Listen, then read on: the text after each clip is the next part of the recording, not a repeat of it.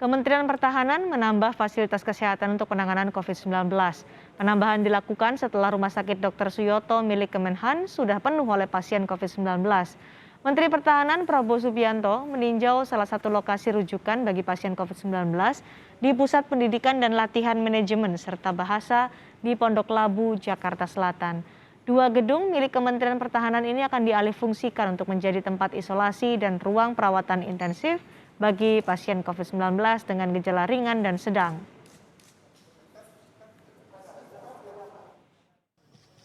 Badan pendidikan, latihan, sarana pendidikan kita sementara kita alihkan, kita hentikan kursus-kursus, siswa kita pulangkan, mereka melaksanakan kursusnya melalui virtual, ruangan-ruangan kita rubah menjadi rumah sakit darurat.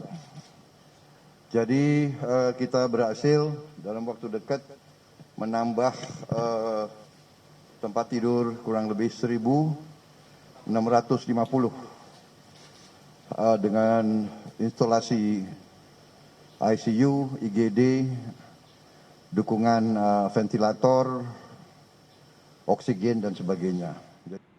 Informasi mengenai penambahan fasilitas kesehatan oleh Kementerian Pertahanan akan disampaikan jurnalis Kompas TV Niputu Trisnanda dari Pondok Labu, Jakarta Selatan. Putu, jadi apa saja penambahan fasilitas kesehatan untuk menangani COVID-19 yang sudah disiapkan oleh Kementerian Pertahanan?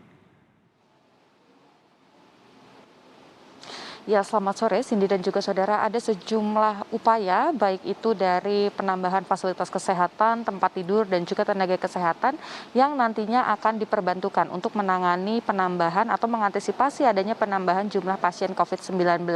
Berbicara terkait dengan hal ini, tadi Menteri Pertahanan Prabowo Subianto juga meninjau salah satu lokasi di mana saya berada saat ini, yaitu di kawasan Pondok Labu, Cilandak, Jakarta Selatan. Saat ini juru kamera saya terlebih dahulu akan menunjukkan kepada Anda bagaimana situasi ruangan yang dialihfungsikan menjadi ruangan isolasi gawat darurat atau IGD yang nantinya akan dioperasikan dalam waktu dekat. Ada beberapa penambahan tempat tidur, jumlahnya berkisar di angka 19 tempat tidur.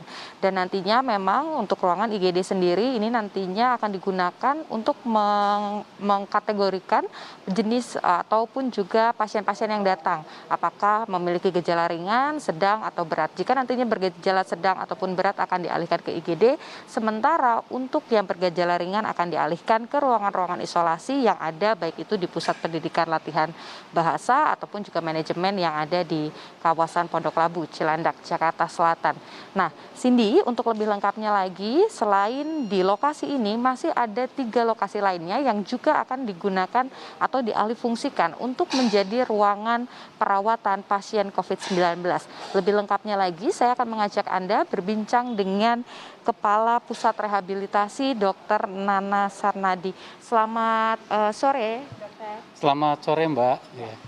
Dokter, tadi disampaikan oleh Menhan, Pak Prabowo menyampaikan akan ada 1.600 lebih tempat tidur yang akan dialihfungsikan atau disediakan untuk perawatan COVID-19. Itu di mana saja dan sejauh ini kesiapannya seperti apa? Kapan targetnya bisa digunakan? Baik, Mbak. Terima kasih. Jadi rumah sakit yang ada di Kemhan ini adalah Rumah Sakit Suyoto. Selama ini kita memang sudah menangani pasien COVID-19. Di Rumah Sakit Suyoto sendiri ada 304 tempat tidur. Kemudian saat ini kita berada di Pondok Labu, khususnya tepat di gedung di Pusjemen Pondok Labu punya Kemhan. Ini di sini dengan adanya Pusbahasa akan ditargetkan 350 tempat tidur.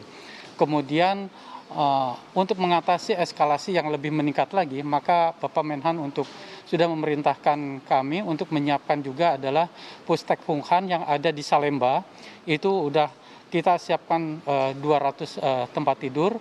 Kemudian rencana selanjutnya apabila juga eskalasi COVID juga terus meningkat, itu disiapkan di Sentul, di Unhan. Itu sekitar Unhan itu punya asrama, itu sekitar 400 tempat tidur. Selanjutnya ada juga di Pusdik Bela Negara, yaitu di Bogor, itu di Rumpin namanya tepatnya, itu ada 450 tempat tidur. Nah itu lagi persiapan. Sedangkan untuk sesuai dengan pertanyaan Mbak, untuk yang sudah operasional, selain Rumah Sakit Suyoto memang sudah lama beroperasional sejak adanya pandemi COVID ini, di sini juga di Pusjemen sudah mulai sejak 3 minggu yang lalu, sejak begitu naiknya kasus COVID, ini udah beroperasional, sudah kita merawat pertama 66 pasien. Nih, namun sekarang dari yang 66 sudah pada pulang dalam waktu seminggu, mereka sekarang tinggal 25. Ini jadi sudah beroperasional Mbak sebenarnya. Nah, terakhir nih Pak, apakah kemudian 4 lokasi tersebut nantinya bisa dimanfaatkan atau menerima pasien umum selain dari Rumah Sakit Suyoto, dan bagaimana mekanismenya? Harus melapor dulu ke Suyoto atau bisa juga dari rumah sakit lain? Karena kan lokasinya banyak ada di Bogor juga ya Pak ya? Oh ya, baik. Kalau yang sekitar di Pondok Labu, karena ini dekat lokasinya dengan Suyoto, selama ini mekanisme yang terjadi adalah pasien yang datang ke Rumah Sakit Suyoto setelah lakukan triase dan pemeriksaan di emergency di Suyoto, kemudian karena ini begitu kasusnya ringan, baru kita inikan ke Pondok Labu ini.